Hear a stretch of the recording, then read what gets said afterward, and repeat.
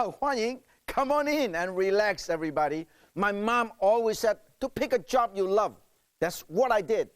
I get to travel around the world and to try all sorts of fantastic food. Get to cook and work with master chefs who have spent their whole lives creating the perfect dish. And today, we're going to create a few of them. But before we get cooking this squab, let's take a trip to Western Canada.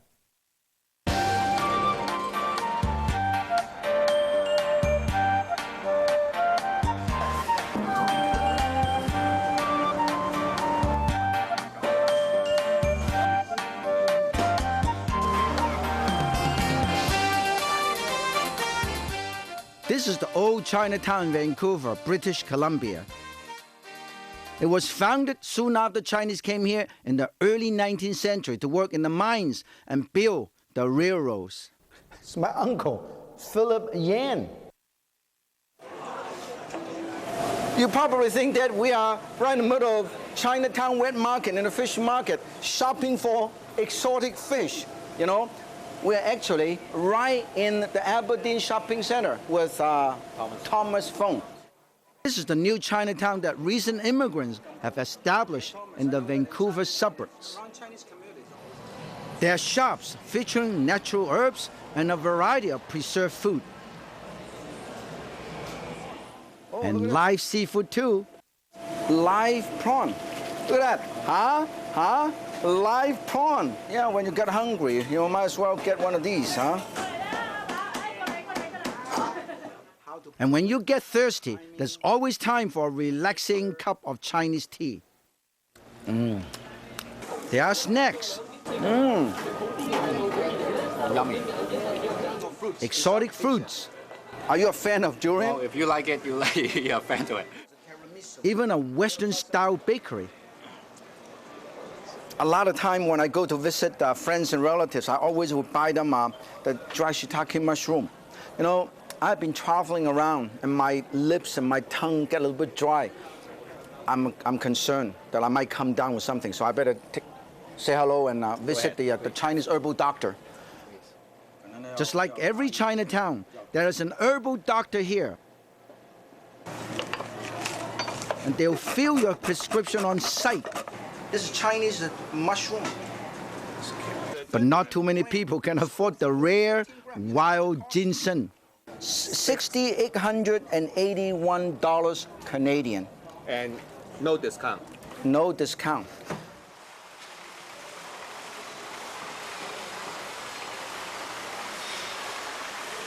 Sun Shui Wah restaurant in Vancouver. They're famous, and also in Hong Kong, they're famous for their squab specialty. And so we're making soy glazed squab using all these herbs and spices and a marinated squab. Behind the big master stock pot, there's another soy sauce stock pot. Hey, take a look.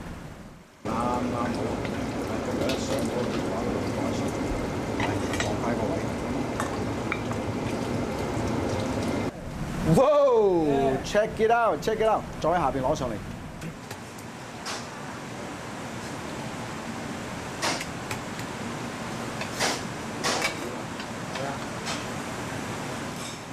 Look at this, just the right size for the dish. One of my favorites. The Pacific Northwest is well known for its famous salmon. This is big salmon with a spicy bean sauce. We'll put marinated salmon steak on a bed of green onion under the broiler. And in no time at all, we'll have a beautiful dish.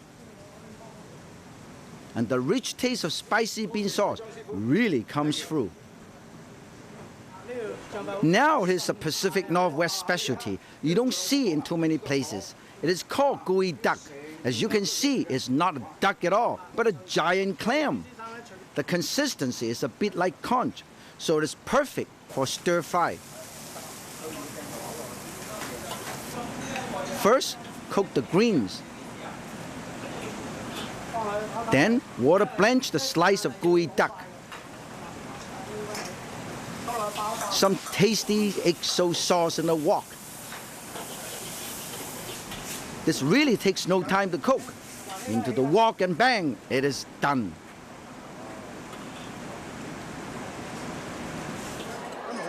Now, the best part, enjoying the fruits of our labor. Another great meal in Vancouver. The gooey duck, the salmon, and the squab. I can get used to all of these every day. But I also have a special plan for dessert. If you love ice cream, this is the place for you. Look at that. This is La Casa Gelato, where my good friend Vince Marcel has 188 flavors to choose from. I have never been a place with so many flavors, with so many Asian fruits. That's right. Well, we're just trying to go to make what people want. Like, you know, these days of the vanilla and chocolate and strawberry, it's long gone now. Lychee, ginseng, coconut, mango, longan, pineapple. Whoa, a lot of flavor. 188 flavors. So, the Asian influence in Vancouver even has produced many new flavors of ice cream.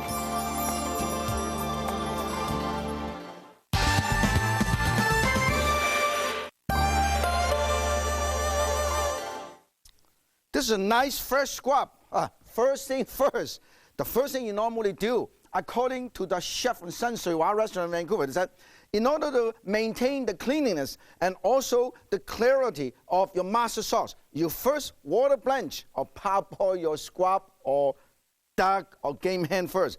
Now, make sure this boiling water, you dump it in, you can see the change, okay? Let me show you the change. The skin got partially cooked and they shrink. Oh, look at this. Can you see the difference? Look at this. They partially shrink and they get a little bit smaller and the skin get tighter, okay? Make sure this is nice and ready. Now, people ask me about master sauce. This is what I'm going to do. We use this and put in the master sauce to make our dish, of course, braised squab in master sauce, right? This is wonderful. Take it out. Okay. Oh, this is it. Look and see. The waters get a little bit cloudy already. You see this? That's the reason why you do it. Get rid of some of the surface protein, the little dripping, the dark, the blood and everything. Get rid of it, okay? And then you put it into this wonderful sauce, which I have tasted, inherited from my mother. Put it right here and let it cook. Let it simmer over medium-low heat for maybe half an hour. It depends on whether you're doing duck or game hen or squab or quail. For quail, all it takes is 20 minutes. Squab, maybe about half an hour. Let it simmer. In the meantime, I'm going to talk about the master sauce. I said, hey, I have inherited this particular stock pot for 40 years. Actually, some of the restaurants have the master sauce for 100 years, like San Sui Wah. Ever since they opened the restaurant in Vancouver, they have the same pot of master sauce. They say, hey, is this safe? Of course it's safe. You know why? Because master sauce pot is this big and this tall, maybe about 50 gallons. And you continue to boil it, continue to add salt, continue to add spices. The salt, and continue to add rock sugar or sugar. Sugar, salt, and spices, they're all preservative. And also, they operate almost 20 hours a day. So the big pot is always boiling, boiling, boiling. But you do it at home, make sure after you cook it, put it in the fridge. That's safety, okay? Now, take a look at the master sauce ingredient here. Look at all of these. Here, we have cinnamon, okay? Rock sugar, you can use brown sugar. Dehydrated ginger. Star anise. You can see the star. Clove, caraway seed. Cardamom pot, dry tangerine peel. Sichuan peppercorn, licorice. The great thing about this is nowadays you don't have to buy them individually. You can buy in a package like this. And you buy the whole package, also called 卤水料, assorted spices. All you have to do is cut it up, and you put it in a little bag. Let me show you. You can put all of these spices right here. You see this? All the spices right here. And you wrap them all up like this with a string. And then dump the whole thing in your master sauce. And then you can make your own master sauce, okay?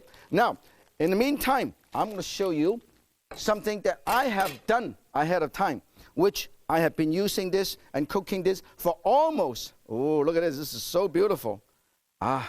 Look at this. Let it drain right over here. This is one squab, and this is another squab. which I have cooked for almost 28 minutes, okay? Let it simmer for 28 minutes and let it drain really well. Let it drain really well. And then we're going to cut this up over here. Everybody take a look. Now, of course, just in case you cannot find some of these, you know, you can go to the store. You can buy one of these and one a bottle. And this is the actually master sauce already in a bottle, okay? And then we're going to put this over here. And we're going to cut this up. We're going to use a knife, cut this up. One of these would be perfect for 2 servings, okay? We cut this right in the middle. And I don't like this piece right here. And I cut this right in the middle. Cut this up.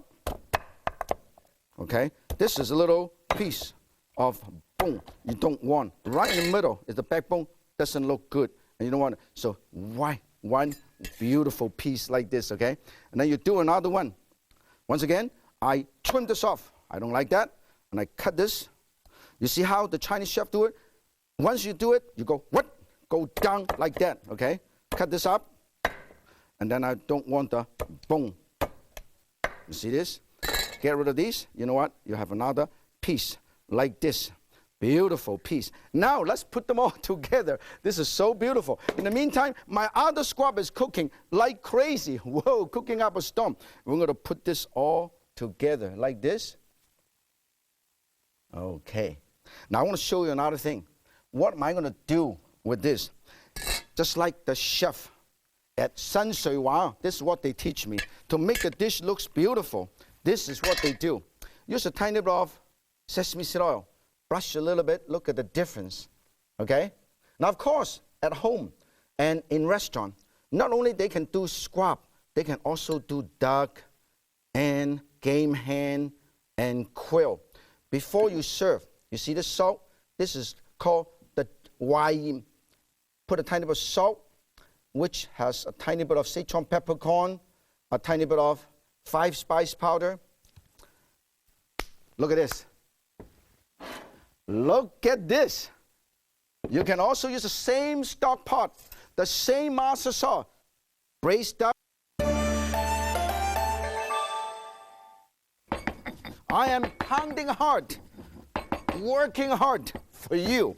Here I'm pounding some black peppercorn, white peppercorn, and Sichuan peppercorn to make a dish I call it pepper seared scallop.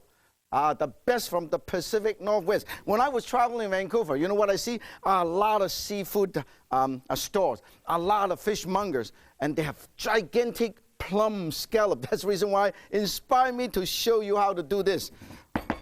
I think this should be good enough. And then I get this out. Look at how beautiful this is. Oh, look at how nicely ground. This is a great exercise.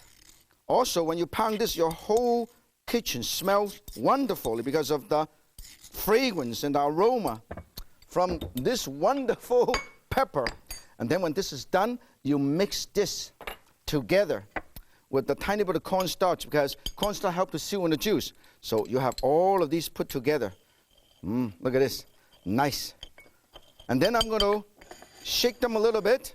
Shake them a little bit. Nice and well mixed. And then this is a beautiful, fresh scallop from the Pacific Northwest. Oh, you go to Vancouver, Chinatown, you see a lot of these. Okay? Put it right over here. All I do is just 2 sides, okay? Look at this. Beautiful. Now, let's take it over there and sear the scallop. Turn it to medium high.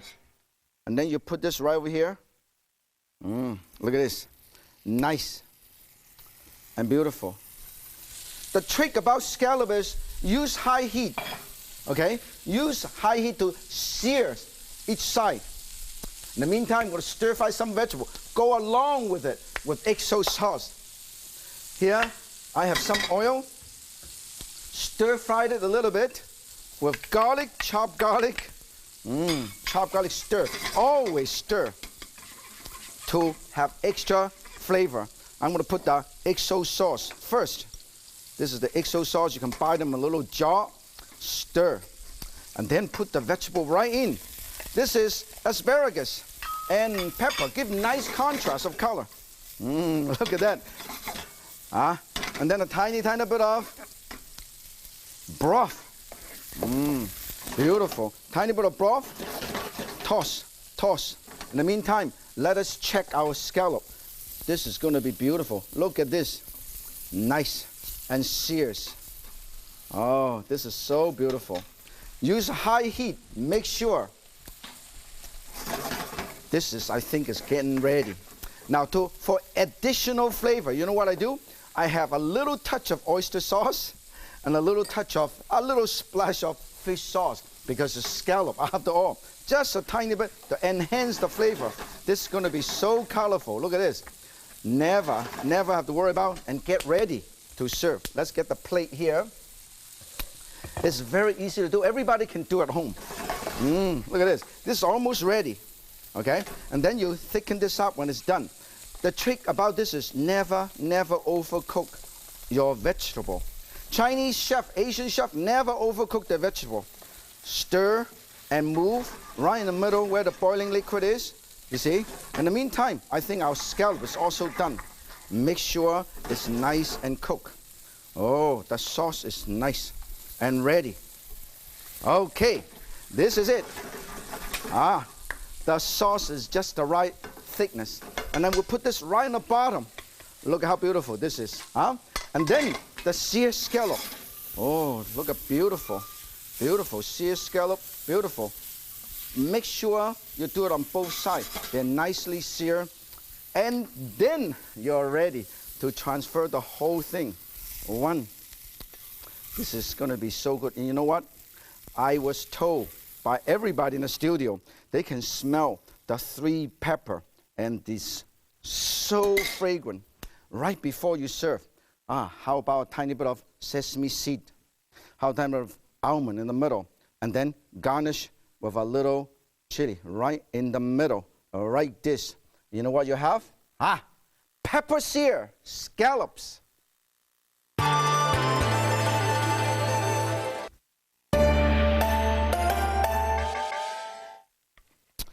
I am preparing a wonderful spicy marinade for my next dish. Oven-baked salmon in spicy chili bean sauce. Let's taste. Make sure this is perfect. Near perfect. I love it. Now, this particular marinade is made with all the ingredients with the miso. You can either use Japanese miso or you can use Chinese wonderful fermented soybean sauce. Garlic, shallot, carrot, green onion, and onion. Put them all together, put it in a blender, and chop them all up. And then you have this wonderful sauce with a tiny bit of course, tiny bit of soy sauce too, to give that nice, rich brown color. And then we're going to marinate our salmon. This is from the Pacific Northwest. Oh, when I was in Vancouver, a lot of Chinese restaurants start serving this wonderful salmon from BC and Alaska. And I'm going to put this in, marinate this, okay? Nice marinade. You know what? You should marinate because it's so tasty. You should marinate for at least 2 to 4 hours, even overnight. Okay? That's what I did. I marinate this in the fridge for almost 2 to 4 hours. Right here. Look at this. This is beautiful. Then there are a lot of ways you can do it. You can either sear it in a griddle on a frying pan, or put it in a grill, or bake it. This is what I've done. I'm baking some, but this one I'm going to put this in this grill. Oh, look at this.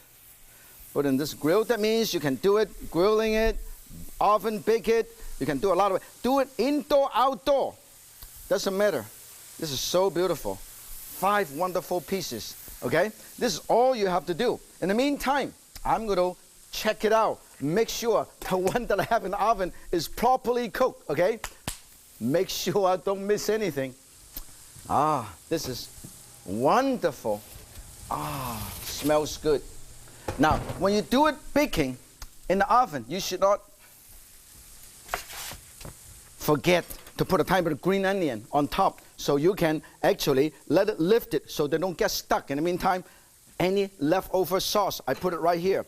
And bring it to a boil, dilute a little bit, and thicken it with a tiny bit of cornstarch.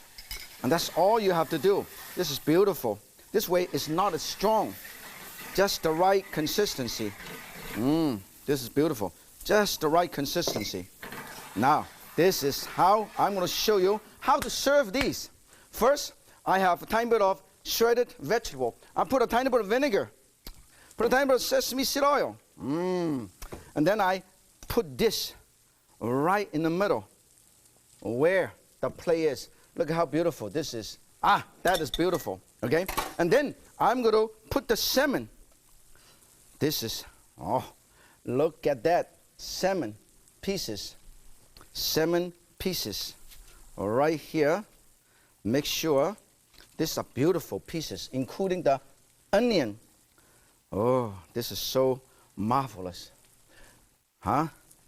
Look at this. Smells so good. Whoa, this is very, very hot. Make sure you don't burn yourself. And this sauce is ready. We will show you how easy it is to serve this beautiful dish. Put the sauce right on top. You know what you have? Oven baked salmon and spicy chili bean sauce. Great food leads to great conversation. If you make this, I'm quite sure you'll be the talk of the town. Remember, if Yan can cook squab, salmon, and scallops, so can you. 再见。